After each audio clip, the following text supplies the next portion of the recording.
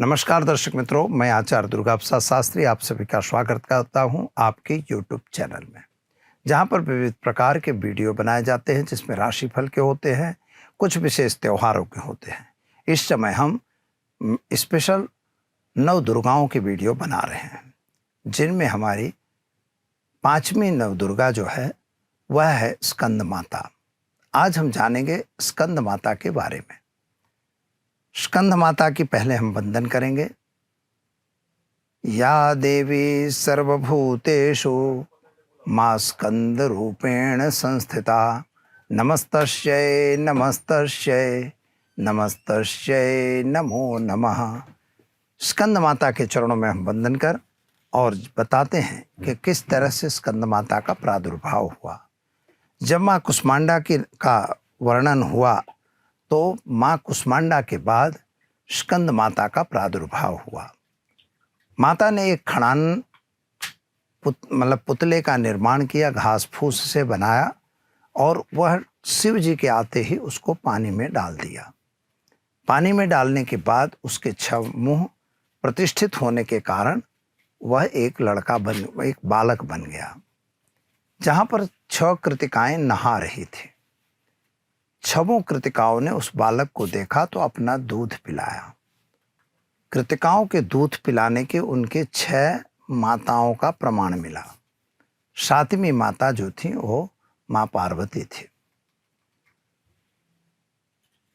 जो तारकासुर नाम के दैत्य को वध करने के लिए उसकी डिमांड थी कि हमें वही मार सकता है जो 6 दिन का बालक हो, देवताओं का सेनापति हो और 6 माताएं, उसकी 6 माताएं कही जाती हों।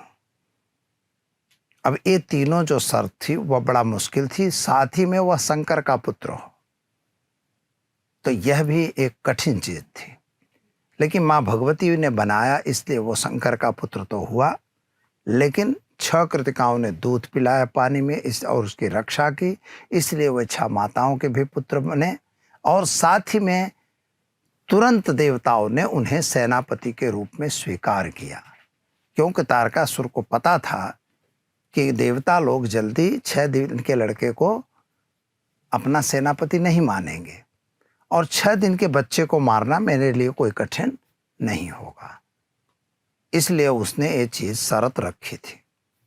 और वही भगवान कार्तिकेय जो हैं, वे उसी को कार्तिकेय कहते हैं, उसे ही खड़ानन कहते हैं। वही शंकर पुत्र कार्तिकेय जो थे वो सेनाधिपति बने और अंत में तारकासुर का वध किया।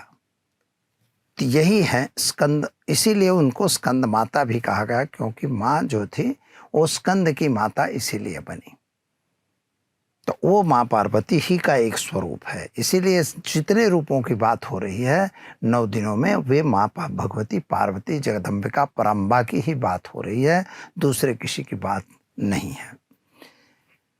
सिंहासन गता नित्यम पद्माश्रित करद्वया, माँ भगवती जो है सिंहासन पर बैठी हुई है। शुभदास्तु सदा देवी स्कंद माता यशस्विनी, जो माता स्कंद है वह शुभदा कर सभी को कल्याण हो, इस तरह का आशीर्वाद देती हुई बैठी है।